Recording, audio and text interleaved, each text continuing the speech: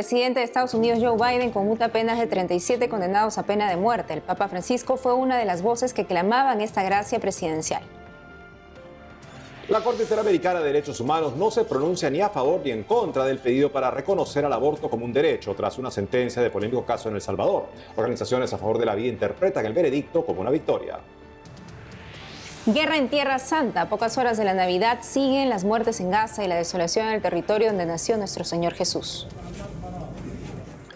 En 2024, la represión más fuerte a la iglesia en Nicaragua, denuncia investigadora en su sexto informe Nicaragua, una iglesia perseguida. Mientras el desterrado obispo nicaragüense Rolando Álvarez aparece por primera vez celebrando misa en público. Desde Argentina veremos a misioneros en especial jornada evangelizadora y de ayuda a los más necesitados por Navidad. Hola amigos, soy Lady a vísperas de la Nochebuena. Así es, Natalie, casi ya en Navidad y con un gusto de saludar a nuestros televidentes desde nuestros estudios en Lima, Perú. Bienvenidos a este noticiero con enfoque católico EWTN Noticias. Yo soy Natalie Paredes. Soy Eddie Rodríguez Morel, gracias por acompañarnos. Empezamos las noticias desde Estados Unidos en la época del año en que los gobiernos en democracia suelen otorgar gracias o beneficios especiales a los sentenciados que pasan cárcel. Veamos qué pasó con una reciente decisión del presidente Joe Biden en la que intervino el Papa Francisco. 37 de 40 presos condenados a pena de muerte ya no serán ejecutados, según gracia concedida por el presidente Joe Biden. Los reos pasarán cadena perpetua sin posibilidad de libertad condicional. Biden se mostró convencido de dejar de usar la pena de muerte. En su comunicado señala: No nos equivoquemos. Condeno a estos asesinos, lamento a las víctimas de sus actos despreciables y me duele la vida de todas las familias que han sufrido pérdidas inimaginables e irreparables. Pero guiado por mi conciencia y mi experiencia como defensor público, presidente del Comité Judicial del Senado, vicepresidente y ahora presidente, estoy más convencido que nunca de que debemos poner fin al uso de la pena de muerte a nivel federal. La mayoría de las 37 personas cuyas penas fueron conmutadas son sentenciadas por asesinatos relacionados con el tráfico de drogas o de guardias de prisiones u otros reclusos. El 8 de diciembre último, en el rezo del Ángelus, el Papa pidió a los fieles rezar por los presos en el corredor de la muerte en Estados Unidos para que su pena sea cambiada. El 19 de diciembre, en una llamada telefónica, el Papa Francisco retomó su exhortación al presidente saliente de los Estados Unidos a rezar por los detenidos condenados a muerte, según Vatican News. Los obispos de Estados Unidos también pidieron a Joe Biden la conmutación de la pena capital, haciendo eco de las peticiones de organizaciones católicas. La decisión del presidente Biden de conmutar las penas de muerte no puede ser revocada por su sucesor Donald Trump. En campaña, el hoy presidente electo prometió retomar las ejecuciones de penas de muerte ni bien iniciado su mandato. Nos vamos a Costa Rica, la sede de la Corte Interamericana de Derechos Humanos, con un esperado fallo de un caso alrededor del crimen del aborto. Mientras para unos la resolución es una victoria a medias, para los grupos defensores de la vida es un gran triunfo. Le contamos qué pasó. En este acto se procederá. Organizaciones pro vida de América Latina expresaron su satisfacción por una sentencia de la Corte Interamericana de Derechos Humanos que interpretaron como un rechazo al aborto como un derecho humano. Se trata de su veredicto en el caso Beatriz versus El Salvador, el 20 de diciembre último. Sebastián Schub, presidente del Centro Global para los Derechos Humanos, explica qué dice la referida sentencia en torno al aborto como un derecho. La Corte claramente no accedió a esa pretensión y estipuló que no va a hablar sobre el tema en el reciente fallo del caso Beatriz versus El Salvador y además tampoco accedió a la pretensión de declarar que la negación del acceso al aborto constituye tortura en el sistema interamericano de derechos humanos. Esto es una gran victoria para la soberanía de los países, es una gran victoria no solo para El Salvador, sino también para todos los países. Beatriz era una madre de familia que quedó embarazada de una bebé con una grave enfermedad en el cerebro. Quiso abortar, pero el Estado de El Salvador no lo permitió, porque no ponía en riesgo la vida de la madre. La bebé nació y murió horas después. Con apoyo de grupos a favor del aborto, Beatriz presentó su caso ante la Corte Interamericana de Derechos Humanos. La mujer murió en 2017 por un accidente de tránsito. La Corte consideró que no se probó nexo causal entre el fallecimiento de Beatriz en 2017 y la atención médica durante su segundo embarazo en 2013. por lo que tampoco correspondía pronunciarse en materia de responsabilidad estatal por este hecho. Por otro lado, la sentencia del Tribunal Supranacional de Derechos Humanos le impone varias medidas de reparación al Estado salvadoreño, como adoptar directrices y guías de actuación al personal médico y judicial frente a situaciones de embarazos que pongan en riesgo la vida y la salud de la mujer. En El Salvador, el aborto está prohibido en todas las circunstancias, incluso en casos terapéuticos o cuando la vida de la madre está en riesgo. Al cierre de este noticiero, el Estado de El Salvador no se pronunció sobre esta reciente sentencia de la Corte Interamericana de Derechos Humanos. Luego de casi un año, el obispo nicaragüense Rolando Álvarez, desterrado y despojado de su nacionalidad por el dictador Daniel Ortega, celebró una santa misa de manera pública. Los detalles aquí. No preciso ni decir.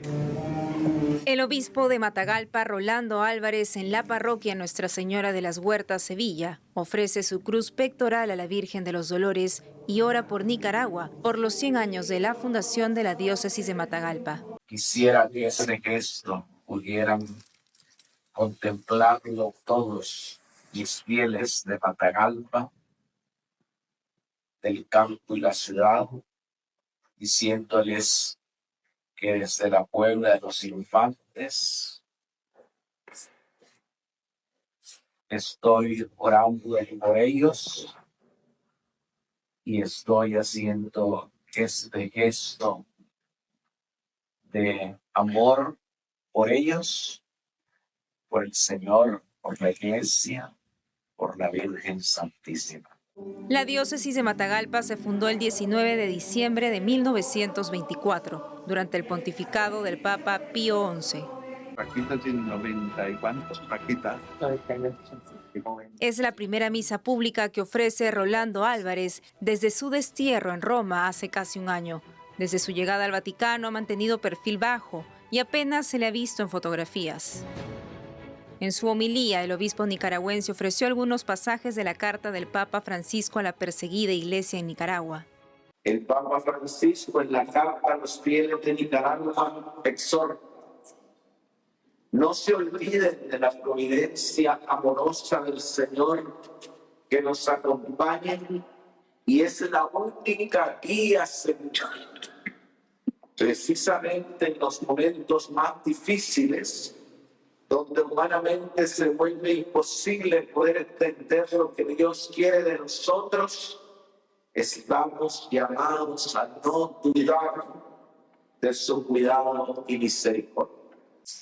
El obispo Álvarez también pidió a los nicaragüenses tener la certeza de que la fe y la esperanza realizan milagros. Miremos a la Virgen Inmaculada. Ella es el testimonio luminoso de esta confianza. Ustedes siempre han experimentado su amparo materno en todas sus necesidades y han mostrado su agradecimiento con una religiosidad muy hermosa y rica espiritualmente. El próximo 14 de enero de 2025 se cumplirá un año desde que el dictador de Nicaragua, Daniel Ortega, expulsara a Roma a Monseñor Rolando Álvarez, el obispo Isidoro Mora, 15 sacerdotes y 2 seminaristas. Y ahora nos comunicamos desde Estados Unidos con la abogada e investigadora nicaragüense Marta Patricia Molina, quien hace unos días presentó su 6º informe, Nicaragua, una iglesia perseguida, una actualización de las hostilidades que sufre la iglesia en este país. El 2024 cierra como el año de las persecuciones más graves en su historia. Doctora Molina, un gusto tenerla como siempre en el programa. ¿Cuántas agresiones contra la iglesia católica se han realizado en este año a diferencia del 2023? Sí, el estudio Nicaragua, una iglesia perseguida, documenta 971 ataques en la totalidad. Sin embargo, hemos visto este año 2023 un leve descenso respecto al año anterior, porque se han registrado aproximadamente 177 hostilidades. En 2023 fueron más de 320. Pero esto no significa que las agresiones en contra de la iglesia hayan disminuido por parte de la dictadura Ortega Murillo, sino que los religiosos y también los laicos han decidido no denunciar porque al momento de que se hacen las denuncias, por ejemplo, antes las realizaban a través de las redes sociales de las respectivas parroquias, entonces ahora si lo hacen, obtienen ellos mayor represión. Entonces han decidido por no denunciar y a esto se debe la disminución. No significa que no existan, sino que no quedaron registradas en los medios de comunicación. ¿Y qué tipo de hostilidades enfrenta la Iglesia en Nicaragua según su reciente informe? Recientemente las que más se han documentado son los cierres de organizaciones sin fines de lucro, que son los proyectos sociales que llevaba la Iglesia Católica al interior del país. También los cierres de medios de comunicación. Este año fue un duro golpe porque cerraron Radio María Nicaragua, que es una cadena internacional. En ningún país ha sido clausurada arbitrariamente como lo fue en Nicaragua. También los asedios y vigilancias permanentes de parte de la Policía Nacional hacia los religiosos, también las prohibiciones a las procesiones y actividades de piedad popular. El estudio Nicaragua, una iglesia perseguida, ha documentado más de 11,000 prohibiciones a estas actividades. Entonces, todo lo que se está realizando respecto a las tradiciones y religiosidad que tenemos los nicaragüenses, pues se están realizando a lo interno de los templos.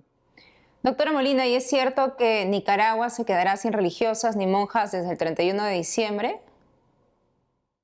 La dictadura ha dado un ultimátum, pero aquellas congregaciones que se le ha clausurado arbitrariamente su personería jurídica, todavía no todas las congregaciones han sido afectadas.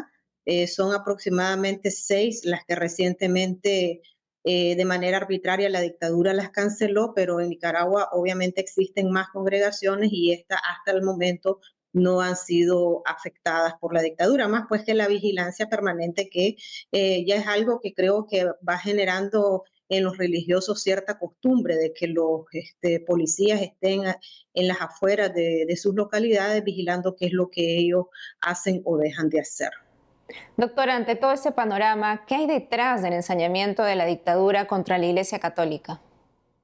Yo creo que el objetivo de la dictadura continúa siendo el mismo, que es erradicar la fe católica del pueblo nicaragüense, también que la iglesia caiga por su propio peso, pero definitivamente es una institución que tiene miles de años de existencia y una dictadura no la va a erradicar tan fácilmente, pero sí ellos con los golpes tan duros que están dando, obviamente que de cierta manera también debilita el trabajo pastoral. Por ejemplo, hay comunidades al interno del país que se han quedado sin sacerdote.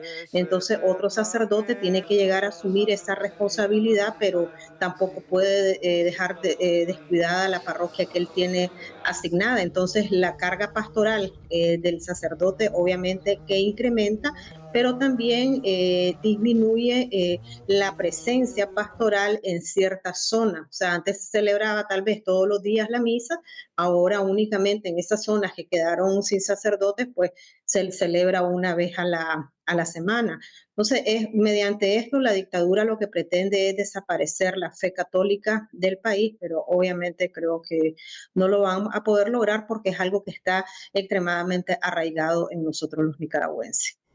Así es, doctora Molina, gracias por la entrevista y seguimos orando por Nicaragua. A ustedes. No preciso ni decir. Dirigimos nuestra atención hacia Argentina para ver a misioneros en especial jornada evangelizadora y de ayuda a los más necesitados por Navidad. Nuestro corresponsal Matías Boca nos cuenta. De cara a la Navidad, que recuerda el nacimiento de Jesús, la Iglesia Católica en la República Argentina motoriza distintas acciones de fraternidad con los más pobres. Una de las más convocantes fue en Plaza de Mayo. La jornada evangelizadora estuvo organizada por la Familia Grande de los Hogares de Cristo y la Red Solidaria, cuya finalidad fue poder cerrar el año acompañando a personas en situación de calle, escuchando e incluyendo sin juzgar. Te cayó el agua bendita en la cabeza con una caricia. La misión comenzó con una extensa caminata por diversas calles del microcentro porteño, repartiendo estampas, cantando, rezando, anunciando que Jesús está vivo y nos ama profundamente. Simplemente que renace la esperanza cuando uno mira a Jesús que está naciendo, que renace la esperanza cuando hay un Dios que confía en nosotros. No importa cuán fuerte sea la tormenta, si miramos a Jesús no nos hundimos. Si miramos a Jesús podemos ser solidarios siendo comunidad, siendo familia, nunca solos, siempre con otros, siendo pueblo. Que no bajen los brazos, que no pierdan la esperanza, porque la vida vale mucho, hay que cuidarla, y porque Jesús nos sostiene, porque Él es el motivo de nuestra alegría, y por eso, más allá que las cosas se pongan difíciles, cuentan con una comunidad que los abraza, que los quiere cuidar y acompañar. Luego, un grupo de jóvenes de los barrios populares realizaron una muestra y exposición de un pesebre viviente, compartiendo, sin duda, un verdadero clima de fiesta navideña.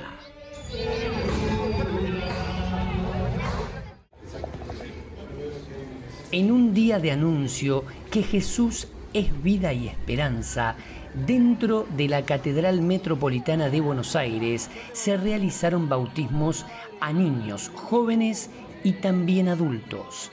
Ellos recibieron el mejor de los regalos porque Dios entra en nosotros, purifica y sana nuestro corazón. Este bautismo para la vida de Electra, a mi pensar, es un nuevo renacer, es una nueva oportunidad para crecer también en una comunidad como es la iglesia. Y creo que hoy también en su corazón va a quedar guardado un momento muy especial.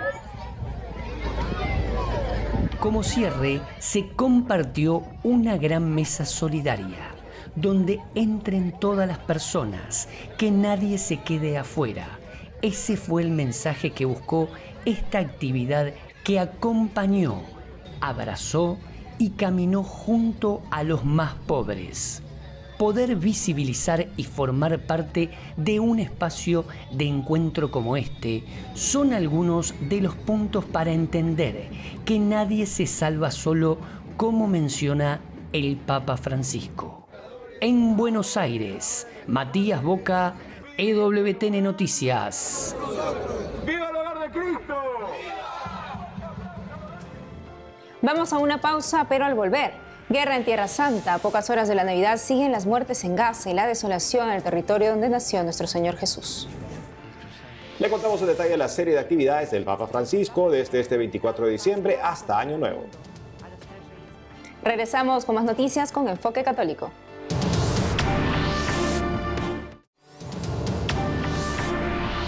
A pocas horas de la Navidad siguen las muertes en Gaza y la desolación en el territorio donde nació nuestro Señor Jesús. Esta es la información. Este hombre llora ante el cuerpo de un niño de 3 años que falleció en los ataques de Israel en Gaza este fin de semana. Las incursiones israelíes alcanzaron también a una escuela dentro de un campamento de refugiados. Al final, varios niños perdieron la vida. El ejército israelí indica que solo ataca a terroristas, pero que estos se esconden entre los civiles. En su discurso navideño a la Curia Romana, el sábado 21 de diciembre, el Papa Francisco alzó su voz de protesta. El cardenal Re ha parlato de la guerra. El cardenal Re ha hablado de la guerra. Ayer el patriarca latino de Jerusalén no le han dejado entrar en Gaza, aunque se lo habían prometido. Además fueron bombardeados niños. Esto es crueldad. Esto no es guerra. Quiero decirlo porque conmueve el corazón. Toca el cuore. Horas después, el patriarca latino o cardenal de Jerusalén logró entrar a Gaza y celebrar la Santa Misa en la única parroquia de la Franja. Quiero decirles que todo el mundo, no solo el mundo cristiano, todo el mundo está con ustedes. Así que la guerra terminará y reconstruiremos. El líder de la Iglesia Católica en Tierra Santa también animó a los 400 cristianos que se refugian desde el inicio de la guerra en la parroquia, la Sagrada Familia, a no perder la esperanza en que llegará la paz. Nunca tengáis miedo, nunca os rindáis. Juntos y también tenemos que permanecer unidos, todos juntos, y seguir permaneciendo aquí en Gaza y en todas las iglesias en todo el mundo. La luz de la presencia de Jesús aquí. Varios niños recibieron la primera comunión acompañados por las religiosas del Verbo Encarnado, instituto de origen argentino. Hasta antes del conflicto entre Israel y Hamás, 1.300 cristianos vivían en Gaza, según el Departamento de Estado de Estados Unidos. Calles vacías en Belén, en el lado de Israel, donde nació nuestro Señor Jesús. Por segundo año, las festividades navideñas públicas se suspenden por la guerra en Tierra Santa. Alrededor de la mitad de la población trabaja en turismo en esta zona. Desde octubre del 2023, del ataque de Hamás a Israel, este gobierno prohibió la entrada a la mayoría de los 150.000 palestinos de Cisjordania que trabajaban en Belén. Hoy la tasa de ocupación hotelera en Belén está en 3% según dato oficial. Casi 500 familias abandonaron Belén el año pasado, según las autoridades. Escuchemos a un exalcalde, un empresario de artesanías, un empresario hotelero y al vocero del Ministerio de Turismo. Este año la Navidad será solo un acto de fe y oración en la iglesia, porque como todo el mundo sabe, la situación en los territorios ocupados es muy difícil y el pueblo palestino sufre mucho como consecuencia de los ataques de los israelíes contra nuestro pueblo en Gaza. Por eso, vamos a practicar nuestra fe en las iglesias y a rezar para que Dios ayude al pueblo palestino, ponga fin a su sufrimiento y consiga la paz en la región. Tenemos 25 familias que tallan para nosotros en madera de olivo, todos estos diferentes tipos de familia. La familia de Rosario, la del Nacimiento, ahora están sentados sin ningún trabajo. Como puede ver, no viene gente, así que para nosotros es muy difícil. Y para estas familias también es muy difícil. En el Hotel Belén de aquí, la tasa de ocupación alcanzó el 80%, lo que es muy alto para 2023. En 2019 también rondaba el 80%. Hoy en día, algunos de los hoteles de la gobernación de Belén que están abiertos tienen una tasa de ocupación de no más de 3% o 4%, lo que es muy bajo. Esto hace que los propietarios de hoteles que han abierto sus hoteles sufran pérdidas. El sector turístico palestino está paralizado por completo desde que estalló la agresión hace más de un año, lo que ha provocado enormes pérdidas económicas que ascienden a unos $2 millones diarios como resultado de la paralización del turismo extranjero, así como de la paralización del turismo interno aquí en la provincia de Belén. Hay más de 87 hoteles, más de 100 tiendas de recuerdos orientales, aproximadamente más de 450 talleres de artesanía tradicional y muchos otros establecimientos turísticos con aproximadamente más de 7.000 empleados trabajando en estos establecimientos, todos los cuales han dejado de trabajar desde que estalló la agresión. Por lo tanto, las pérdidas de este sector son enormes. Y en Líbano, en Dargaya, al sur, colocaron un modesto árbol de Navidad en lo que queda de la iglesia católica melquita de San Jorge. La iglesia del siglo XVIII, que en su día fue un vibrante centro de la comunidad, ahora está en ruinas, devastada por un ataque aéreo israelí en octubre. El modesto árbol carece de luces y del tradicional pesebre. El ataque aéreo a la iglesia de San Jorge se produjo como parte de los bombardeos generalizados en el sur del Líbano, a los que siguió una invasión terrestre israelí. Este ataque es la tercera vez que la iglesia fue dañada por fuerzas israelíes en su historia, según Associated Press. El padre Maurice El Khoury, que ha servido a la iglesia durante 11 años, recordó el momento en que vio la destrucción por primera vez después del alto al fuego. No pierde las esperanzas, más bien estas renacen al recordar el nacimiento de Jesús. Escuchemos. En el primer momento en que regresé al templo, me subió la presión, perdí el equilibrio y ya no podía mantenerme en pie. Tuve que apoyarme en la pared durante unos minutos. En la iglesia tenemos un joven llamado George Elia. Él fue mi socorrista. No pude. Les dije que llevo 11 años sirviendo en este templo. Conocí hasta el más mínimo detalle. Para mí, verlo de esta manera, no podía comprenderlo. Tenemos pérdidas graves. Somos los hijos de la iglesia. Representamos a Cristo cuando vino a la tierra. Nació en una cueva para la salvación del mundo. Y hoy estamos celebrando la misa en un lugar que es como una cueva. Es una casa que es inhabitable. La arreglamos y limpiamos. Es subterránea y estamos celebrando la misa allí. Nos sentimos muy cómodos ahí. Estamos muy contentos de poder realizar nuestros rituales, nuestra tradición y nuestra creencia. Ahora en la próxima Navidad tendremos la misa aquí. Y ahora le contamos en detalle la serie de actividades del Papa Francisco desde este 24 de diciembre hasta el Año Nuevo. Nuestra corresponsal Paola Rías informa.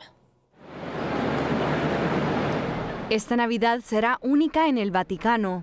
En Nochebuena, la apertura de la Puerta Santa en la Basílica de San Pedro dará inicio al año jubilar de 2025, un tiempo de gracia, perdón y renovación espiritual para la Iglesia y para los fieles de todo el mundo.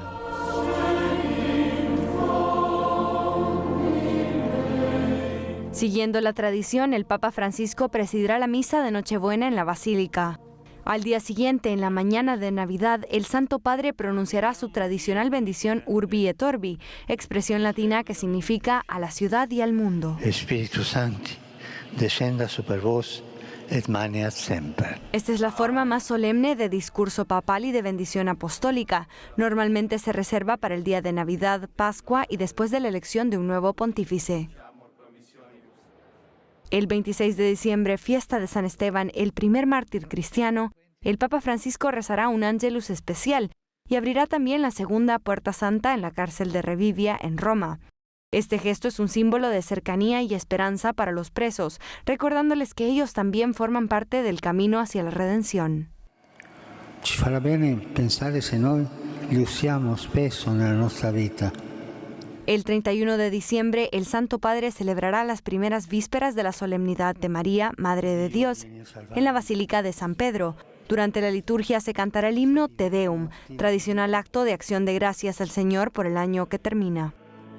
Al día siguiente, el 1 de enero de 2025, el Papa Francisco presidirá la Santa Misa en la Basílica de San Pedro y después dirigirá el primer rezo del Ángelus del año al mediodía. I magi ci invitano a adorare. El lunes 6 de enero, el Santo Padre presidirá la Santa Misa de la Solemnidad de la Epifanía del Señor, fiesta que celebra las tres formas en las que Cristo se ha dado a conocer al mundo, a los tres Reyes Magos, en su bautismo y en las bodas de Caná. Durante este periodo de celebraciones navideñas se abrirán otras 3 puertas santas en las basílicas papales, pero el Vaticano ha anunciado que el Papa no estará presente. Las puertas permanecerán abiertas durante todo el Año Santo para el paso de los peregrinos, como símbolo de la transición del pecado a la gracia. En Roma, Paola Riaza, EWTN Noticias. Y eso es todo por hoy, amigos. En los siguientes días tendremos una especial programación navideña. Les deseamos una feliz y santa Navidad. Hasta pronto.